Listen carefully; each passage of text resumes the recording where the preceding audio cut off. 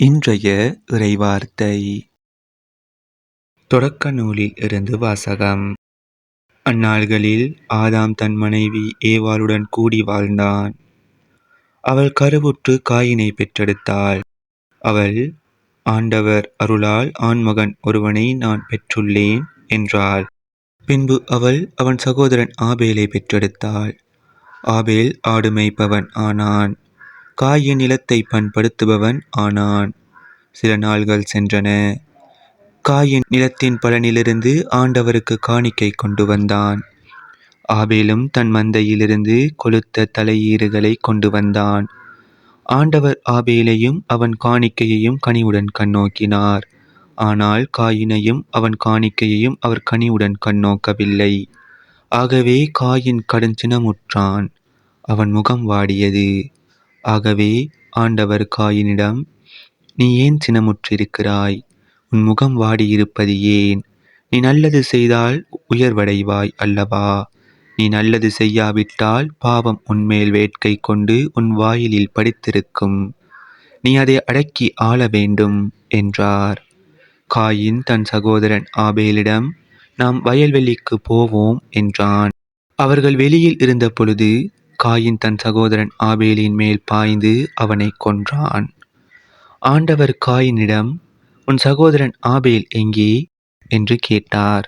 அதற்கு அவன், எனக்கு தெரியாது, நான் என்ன என் சகோதரனுக்கு காவலாளியோ என்றான்.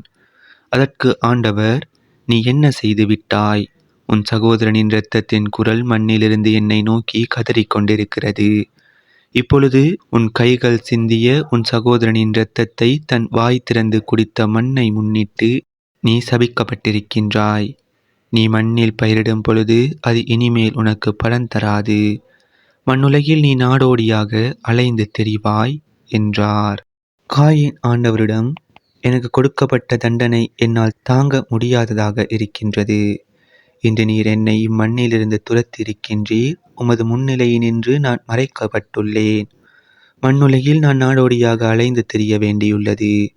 என்னை காண்கின்ற எவனும் என்னை கொல்வானே என்றான். ஆண்டவர் அவனிடம், அப்படியன்று, காயினை கொல்கின்ற எவனும் 7 முறை பழி வாங்கப்படுவான் என்று சொல்லி, காயினை கண்டுபிடிக்கும் எவனும் அவனை கொல்லாமல் இருக்க ஆண்டவர் அவன் மேல் ஒரு அடையாளம் இட்டார். ஆதாம் மீண்டும் தன் மனைவியுடன் கூடி வாழ அவளும் மகன் ஒருவனை பெற்று அவனுக்கு சேத்து என்று பெயரிட்டாள். காயின் ஆபேலை கொன்றதால் அவனுடைய இடத்தில் இன்னொருவனை கடவுள் வைத்தருளினார் என்றாள். இது ஆண்டவர் வழங்கும் அருள்வாக்கு. இறைவா, உமக்கு நன்றி. இன்றைய தினத்துக்கு உரிய நற்செய்தி வாசகம். மாற்கு எழுதிய தூய நற்செய்தியிலிருந்து. அக்காலத்தில் பரிசேயர் வந்து இயேசுவோடு வாதாடத் தொடங்கினர். வானத்திலிருந்து அடையாளம் ஒன்றை காட்டும்படி அவரை சோதித்தனர். அவர் பெருமூச்சு விட்டு, இந்த தலைமுறையினர் அடையாளம் கேட்பதேன்? இத்தலைமுறையினருக்கு அடையாளம் எதுவும் கொடுக்கப்பட மாட்டாது என உறுதியாக உங்களுக்கு சொல்கிறேன் என்றார்.